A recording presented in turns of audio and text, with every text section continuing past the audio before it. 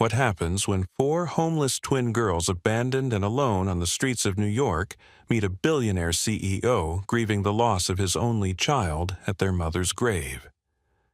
One innocent answer from the youngest twin will break his heart and spark a life-changing journey neither of them ever saw coming. Stay with us, you won't want to miss how this incredible true story unfolds.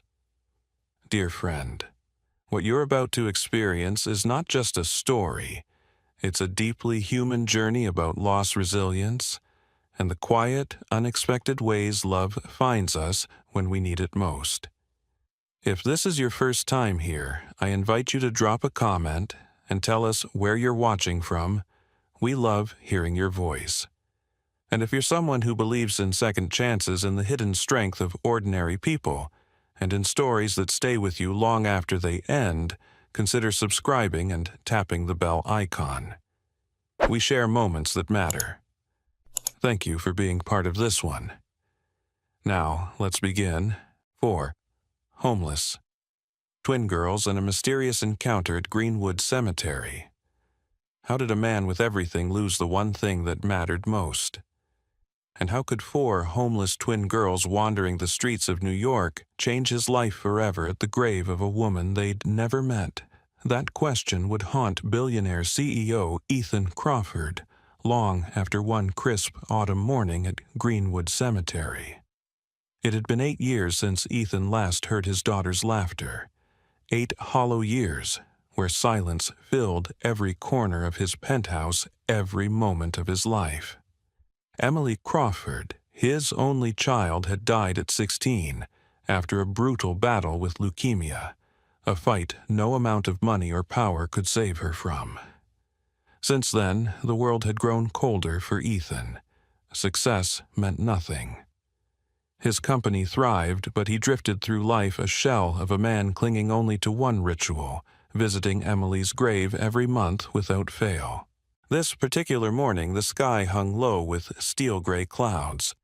Leaves swirled in the wind, crunching beneath Ethan's polished shoes. As he knelt before Emily's headstone, simple, elegant, marked, "Beloved daughter, forever 16," he whispered through clenched emotion, "Hi, sweetheart. Dad's here." But as he brushed fallen leaves from the stone, something caught his eye. A flicker of movement beyond the maples. 4 small figures approached another grave a few plots down. Children. Strikingly alike. 2 pairs of identical twin girls no more than 11 and 6. Their thin jackets barely warded off the cold. They carried wildflowers, their shoes scuffed and thin. Ethan's breath caught. Children didn't often come here alone, especially not 4 together. The eldest, Sophia and Stella, tall for their age with solemn gray eyes, guided the younger pair, Ava and Amelia, who clung to each other. They stopped at a modest marker, "Isabella Martinez, beloved mother, forever in our hearts." As they arranged the flowers with care, Ethan couldn't look away. There was reverence in their movements, a kind of hope that pierced through the cemetery's somber stillness. Then it happened. Amelia, the smallest, glanced up and noticed Ethan watching. With childlike brightness, she waved. He returned a stiff nod. He expected them to turn away, but instead they whispered, conferred, and began walking toward him. "Hello, Mr. Sophia said with remarkable composure. "We didn't mean to bother you. You're not," Ethan replied softly. "I was just visiting," his voice faltered. Amelia peered from behind her sister. "Who are you visiting?" He gestured toward Emily's stone. "My daughter." The girls exchanged glances.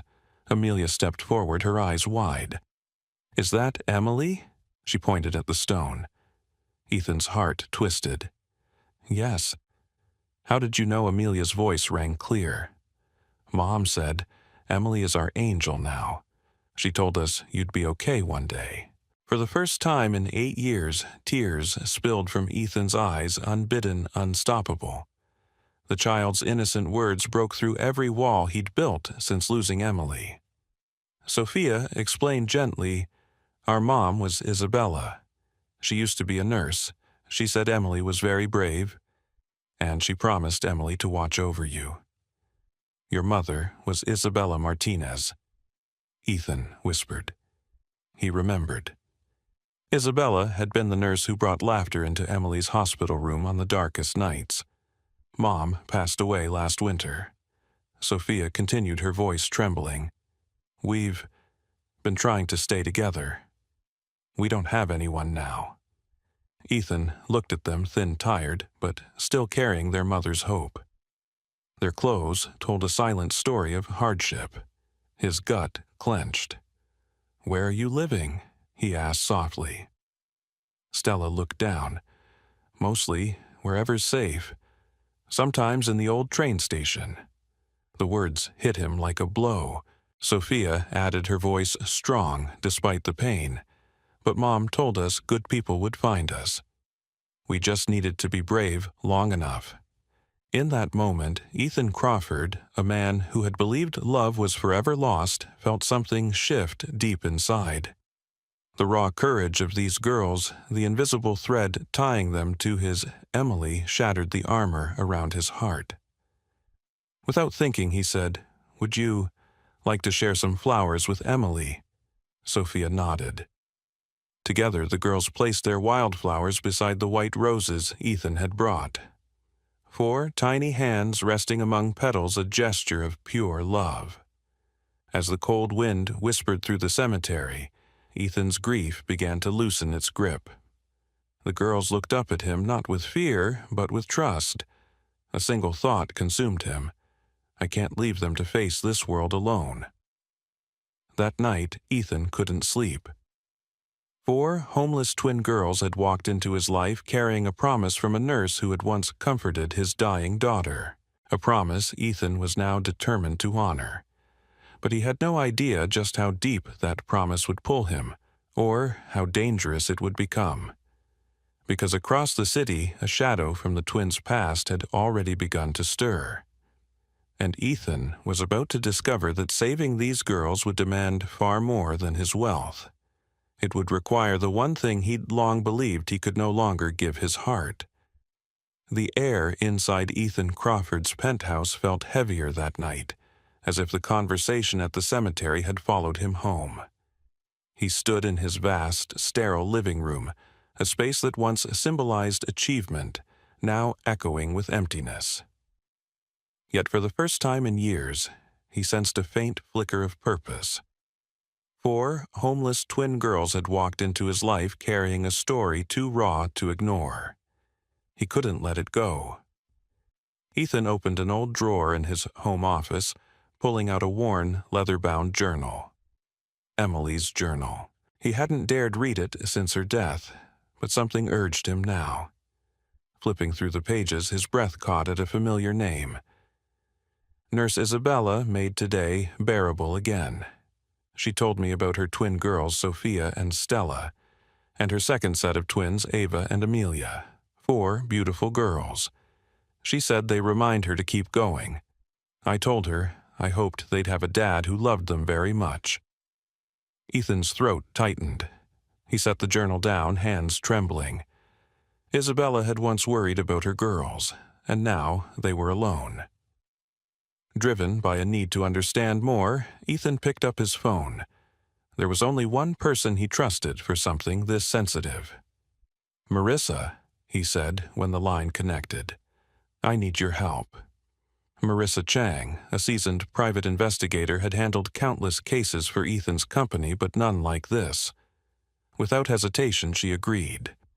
"I'll start right away," she promised. "Send me everything you know." Early the next morning, Ethan sat in his glass-walled office at Crawford Technologies, surrounded by the hum of his empire. But today quarterly reports and market forecasts meant nothing. His mind was with 4 fragile lives sleeping somewhere cold.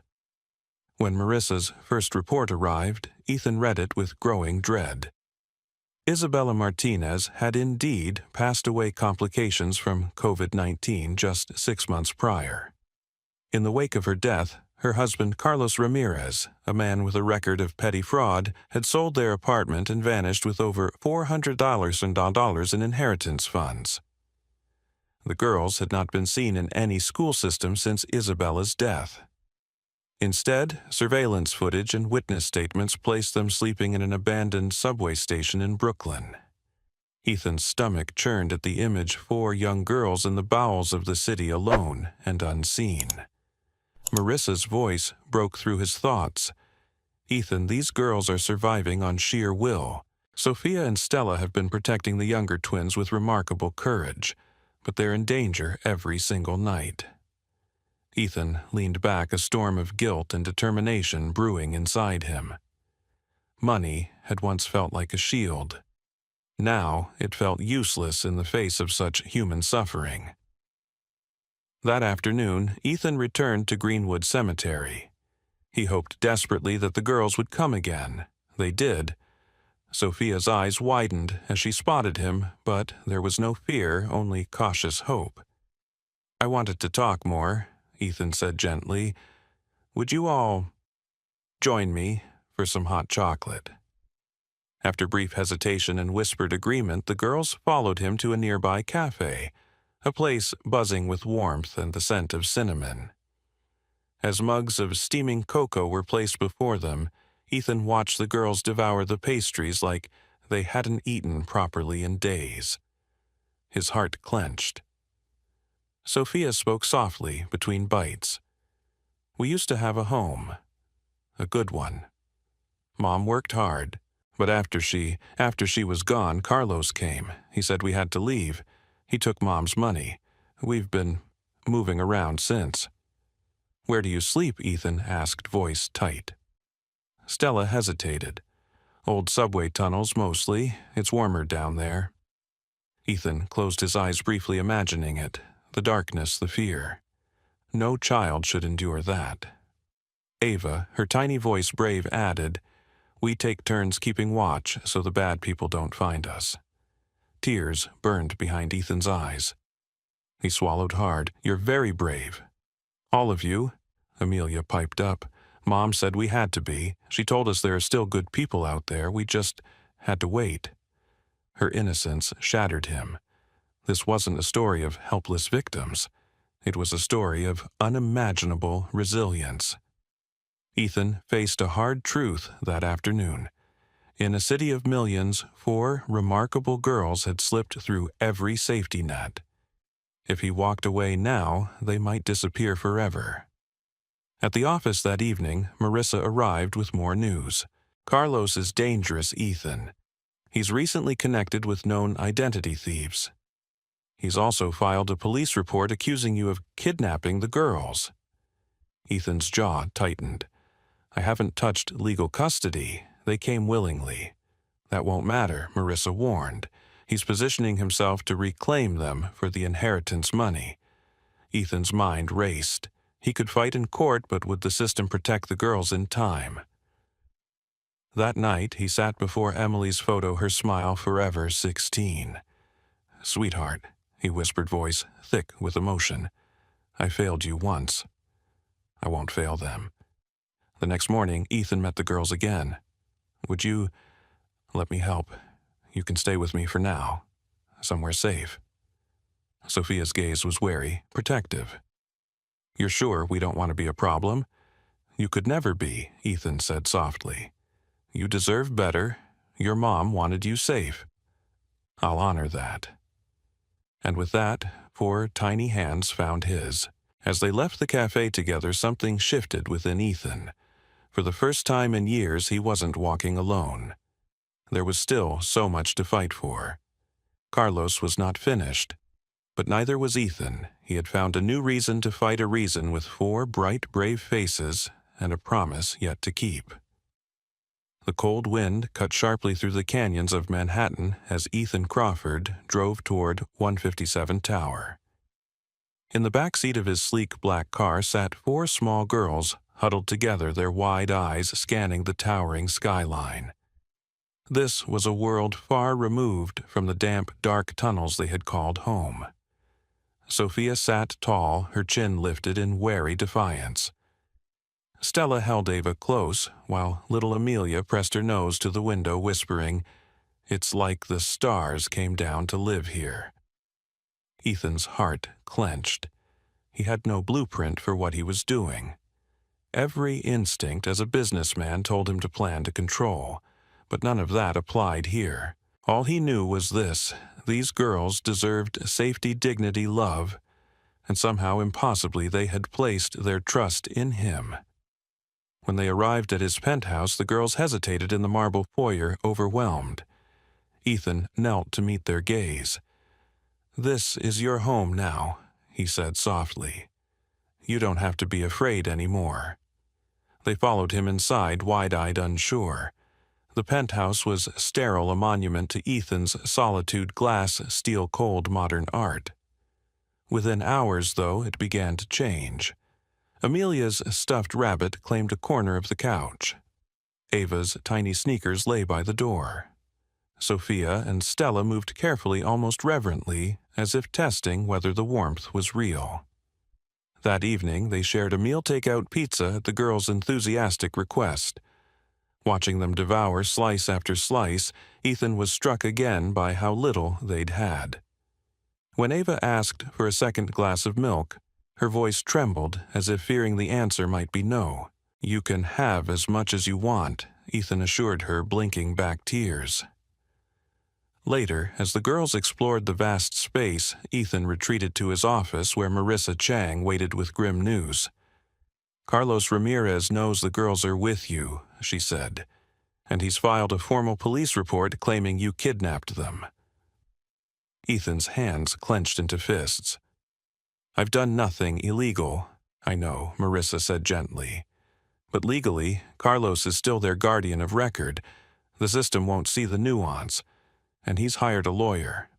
"What's the motive?" Ethan demanded, though the answer was obvious. "Money," Marissa said. "He wants control of the inheritance, and the girls are his leverage." Ethan's mind raced. He couldn't allow the legal process to endanger them. They had suffered enough. "What can we do?" "We build a case," Marissa said. "Document the girls' condition. Gather evidence of Carlos's neglect and fraud. I'll pull every string I can." That night, Ethan tucked the girls into makeshift beds in the guest suite. As he turned to leave, Sophia called softly, "Mr. Crawford." He paused. "Yes, are we safe here?"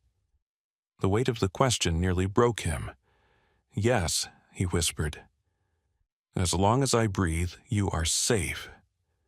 For a moment, the mask of strength slipped from Sophia's face, revealing the scared child beneath. Ethan crossed the room and hugged her gently. "You don't have to be the strong one alone anymore." Sophia clung to him for a long moment before whispering, "Thank you." The days that followed were a blur of preparation. Doctors examined the girls, documenting signs of neglect and malnutrition. Marissa gathered financial records, uncovering forged documents and suspicious bank transfers. Slowly, a damning picture of Carlos emerged. But just as progress was being made, an unexpected storm rolled in, a rare blizzard that crippled the city. As the snow piled high and the wind howled, the penthouse lights flickered and went dark. The backup generator kicked in, but the building's systems remained fragile. Ethan moved quickly, gathering the girls in the media room where emergency lights provided a soft glow. They built a blanket fort, trying to make the best of the situation. Suddenly, Ava began to cough, a sharp wheezing sound that escalated quickly. Ava Sophia cried panic in her voice. Ethan rushed over. Ava's small frame shook with each breath. "Asthma." Sophia gasped. "She needs her inhaler." "Where is it?" Ethan demanded. "In my backpack." Ava wheezed. They tore through the room. No inhaler. "It was in the bag when we left." Stella cried. Ethan's mind raced. He grabbed his phone only to find no signal. The landline was dead. The storm had isolated them completely. In that moment, the elevator alarm blared, a warning that someone had overridden the system. Marissa's words came back like a thunderclap. "Carlos is desperate." Ethan moved swiftly, locking the girls in the master bathroom. "Stay here. Do not come out until I say." Sophia's eyes were huge. "Is he coming? I'll handle it," Ethan promised. He retrieved the small pistol he kept locked away, a relic of another life he'd never thought he'd need. Moments later, Carlos burst through the front door, reeking of alcohol, eyes wild. "Where are they?" he snarled. "They're safe," Ethan said coldly. "Leave now, Carlos." Carlos laughed. "Not without my girls. And not without that money." "You've already stolen enough," Ethan said, keeping his voice level. Carlos lunged. Ethan sidestepped, disarming him in a swift move born of desperation and instinct. The gun remained steady in his hand as Carlos writhed on the floor. "You won't win," Carlos spat. "I have a confession from Isabella. She knew what I did. It'll ruin everything for you." Ethan's blood ran cold. A confession. Could Isabella have left something behind? Manipulated by fear, sirens wailed in the distance, drawing closer. Ethan didn't move, keeping Carlos pinned until the police stormed in.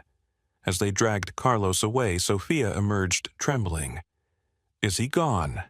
Ethan gathered her into his arms. "He is. And he's never going to hurt you again." Tears streamed down her face. "I was so scared." "So was I," Ethan admitted softly. "But we're together, and that's what matters." In the quiet aftermath, as Ava recovered under careful watch, Ethan realized the fight was far from over.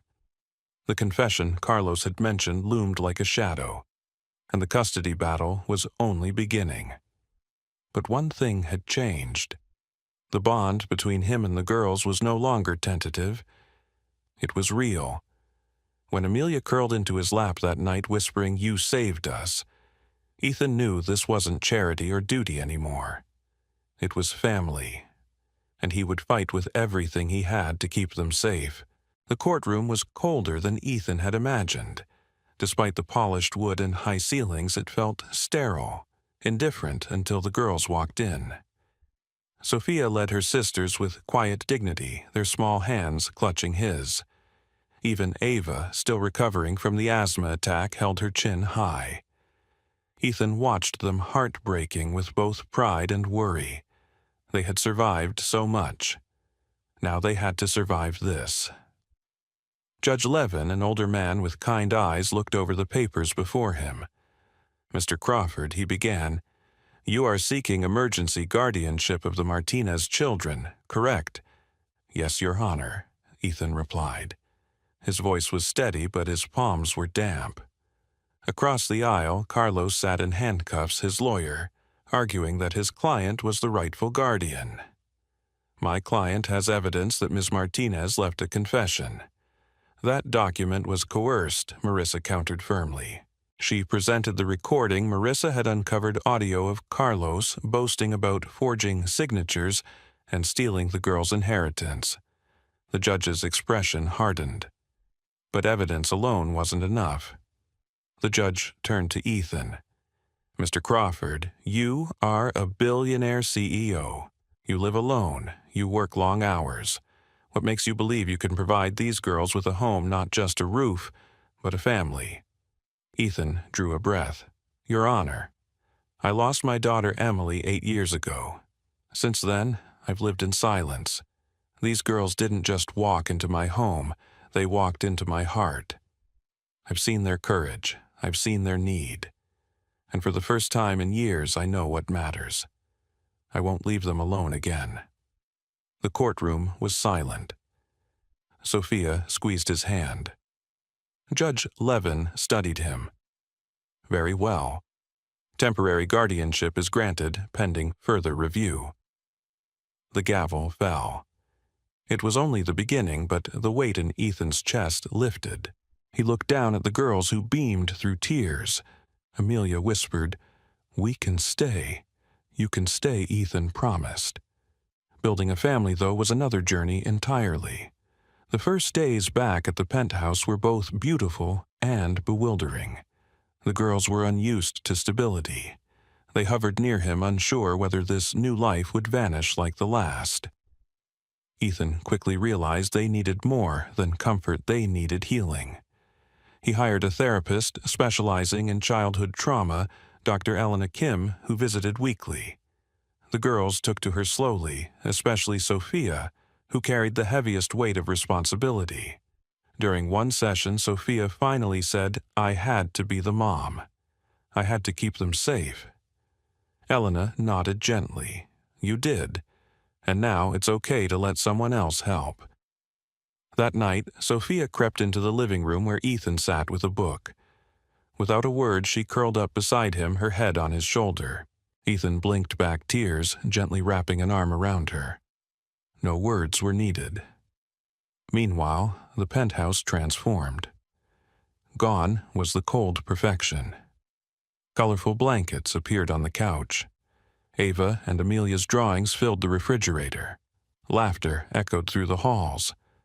One morning, Amelia tugged Ethan's sleeve. "Can we make pancakes?" He hesitated. "I'm not sure I know how."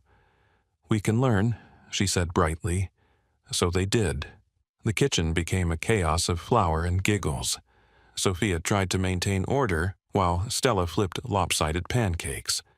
Ethan, covered in batter, laughed harder than he had in years.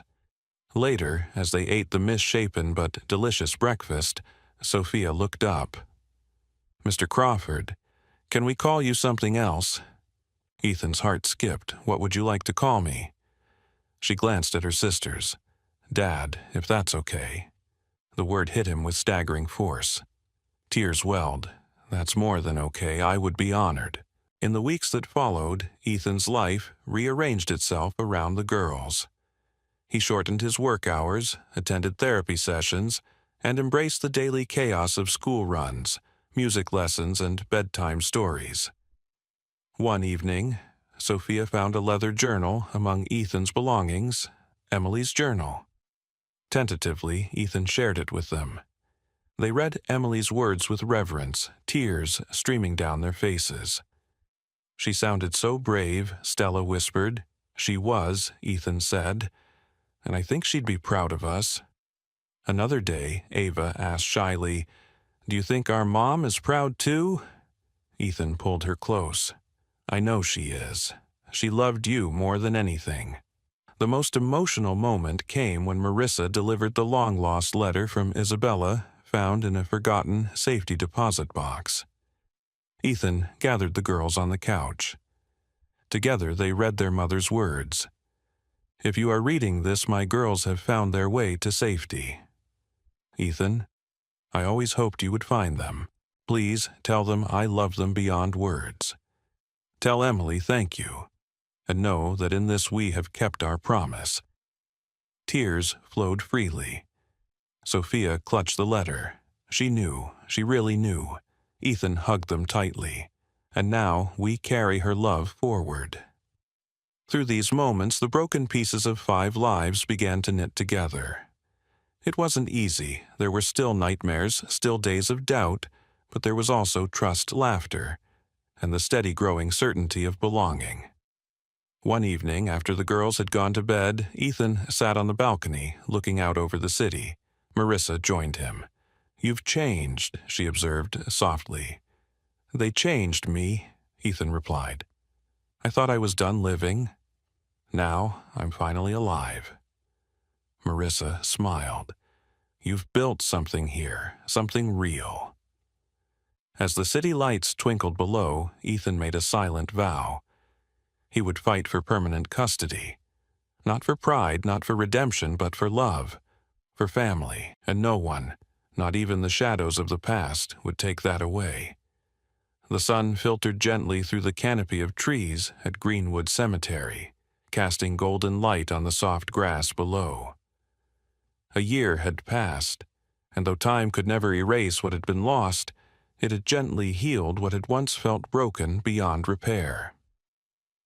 Ethan Crawford stood at the base of 2 headstones, one bearing the name Emily Crawford, the other newly placed beside it, Isabella Martinez. Between them bloomed a fresh bed of blue hydrangeas, Isabella's favorite. The flowers had been planted by 4 pairs of small hands, now a little bigger, stronger, more sure of their place in the world.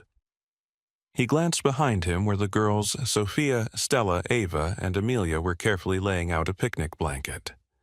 Amelia hummed softly, her hair in 2 braids. Ava cradled a sketchbook in her lap, drawing the flowers they had planted. Stella opened a basket packed with snacks. Sophia sat with her back straight, a calm maturity in her presence that still surprised Ethan daily. They were no longer the frightened, shivering children he had first met in this very place. They were home. Today marked exactly 1 year since their lives collided in the most unexpected way. Ethan took a moment alone beside the graves and whispered, "We made it, Emily. And we're still trying." Every day, a soft hand slipped into his. It was Sophia. "You okay, Dad?" He smiled, the word still warming him every time they used it. "Yeah, just thinking about how far we've come." The family sat down together. They brought Emily's favorite cookies, white chocolate macadamia, and Isabella's recipe for empanadas, lovingly recreated by Sophia with help from YouTube and trial and error. Ethan bit into one and winced. "It's good," he said through a cough. Sophia raised an eyebrow. "There's still a work in progress." "Your mom would be proud," Ethan said, and they all laughed, the moment light but sacred. Later, as the sun dipped lower, the girls presented Ethan with a scrapbook. On the cover, in bold, hand-lettered script, were the words, "Found Family." Inside were snapshots of their year together, their first snowball fight in Central Park, Ava's school play where she played a tree but still managed to steal the show, Ethan's failed attempt at braiding hair captioned "Dad Tried," a Polaroid from their first Father's Day, all 5 of them grinning like fools, pancake batter on their clothes. Each photo told a story not just of moments, but of transformation. On the last page was a blank space beneath which Sophia had written in her careful script for the adventures ahead. Ethan swallowed hard, overcome. "You girls are something else." Amelia snuggled into his side. "You're something else, too." As they packed up, Marisa Chang approached holding a small envelope. "This just came through probate," she explained. "It was in Isabella's safety deposit box, addressed to you and the girls." Sophia opened it with trembling fingers. Inside was a letter written in Isabella's unmistakable looping hand. "My girls, if you're reading this, you found him. I told Emily I would help guide her father back to the light. I didn't know how, but I believed, and now you are living proof that hope is stronger than loss. Ethan, thank you for keeping your heart open. I know it wasn't easy, but you did it. You became the miracle I always prayed for. Take care of them. Tell them I'm proud. Tell Emily thank you. And remember, family isn't who you're born to, it's who you walk through fire for. Love always, Isabella." By the time Sophia finished reading, tears were falling freely, not just from the girls, but from Ethan, too. Even Marissa, ever composed, turned away to wipe her eyes. Ava broke the silence. "She really believed we'd find each other." "She did," Ethan said, his voice thick. "And she was right." That night, back at home, Ethan watched from the doorway as the girls built a fort out of pillows and string lights. They were arguing over who got to be the dragon in their made-up fairy tale. He smiled, stepping back quietly. He found himself in Emily's old room, now transformed into a shared space where all 4 girls sometimes curled up to read or nap. On the shelf was Emily's violin. Carefully, Ethan lifted it, tuning the strings just as he'd seen her do so many times. "Play something," a voice said. He turned to see Amelia in the doorway. Mom said Emily used to play lullabies. Ethan nodded, then began to play, not perfectly, but gently, the way he remembered. The melody drifted through the apartment, soft and full of memories. The girls gathered, sitting cross-legged at his feet. It was a moment suspended in time, a memory being born. When he finished, there was silence, followed by clapping and giggles. "You're better than YouTube," Stella declared. Ethan laughed. "Don't let YouTube hear you say that." That night, as the girls slept, he sat alone on the balcony, the scrapbook in his lap, Isabella's letter beside him. The skyline stretched out before him, glittering with possibility. He thought about Emily, about Isabella, about 4 brave girls who had taught him to feel again. The past would always live with him, but it no longer defined him. Now he had purpose. He had joy. He had a future. And perhaps above all, he had finally understood what family truly meant. Ethan Crawford's life had once been defined by isolation and grief. A billionaire CEO who had built an empire, he was nonetheless a man hollowed out by the loss of his only child, Emily. For 8 long years he walked through life in a fog of emptiness, believing that no amount of success could fill the void left in his heart. Then, on a windswept autumn morning at Greenwood Cemetery, fate intervened. There, amidst the falling leaves, he encountered 4 homeless twin girls, Sophia, Stella, Ava, and Amelia, visiting their mother's grave. What began as a chance meeting soon unraveled into something far deeper, a connection bound by love, by loss, and by a shared promise between 2 mothers who had believed in hope, even in their darkest hours. Ethan had no way of knowing then that these 4 young girls carrying their mother's legacy and a simple message of kindness would change everything. Their innocence and courage pierced through the walls he had built around his heart. In their words, "Mom said Emily is our angel now. She told us you'd be okay." One day Ethan saw a bridge between the life he had lost and the life he could still create. The journey was not easy. Bringing the girls into his home exposed long-hidden wounds and forced Ethan to confront his deepest fears. The legal battle for custody tested every ounce of resolve he had. The shocking betrayal by Carlos Ramirez and the fight to keep the girls safe during a terrifying blizzard left scars that would take time to heal. But through it all, Ethan learned something that no business deal, no fortune could have taught him: the true meaning of family.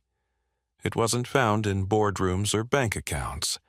It was found in the quiet moments: a lopsided pancake breakfast, a whispered dad in the night, a shared tear over a lost parent. Slowly, the penthouse transformed from a cold monument of solitude into a warm, chaotic, love-filled home. As they stood together a year later at Greenwood Cemetery, honoring both Emily and Isabella, the circle felt complete. The girls had found a father. Ethan had found a reason to live again. Together, they had built something beautiful out of broken pieces. And perhaps that is the most profound lesson of this story. Life often hands us loss, pain, and challenges that seem insurmountable. It's easy to close off, to guard our hearts, to believe that healing is beyond reach. But sometimes, if we remain open, if we choose compassion over fear and connection over isolation, life gives us a second chance. Ethan's story reminds us that family is not always about blood. It is about love, commitment, and the willingness to stand by each other through life's storms. The girl's story teaches us resilience, hope, and the power of believing in goodness even when the world feels dark. In today's fast-paced, often disconnected world, these lessons matter more than ever. We all have opportunities to offer kindness, to extend patience, and to open our hearts even when it feels risky. The rewards can be immeasurable. So as you move through your own life, remember, be the person who shows up when it matters. Be the one who listens, who reaches out, who believes in second chances. Because sometimes the most extraordinary chapters of our lives begin in the most unexpected ways. Thank you so much for watching this story. If it touched your heart, please consider subscribing to our channel and leaving a comment below.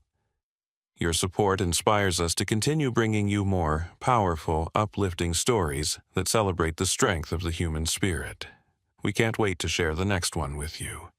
See you soon.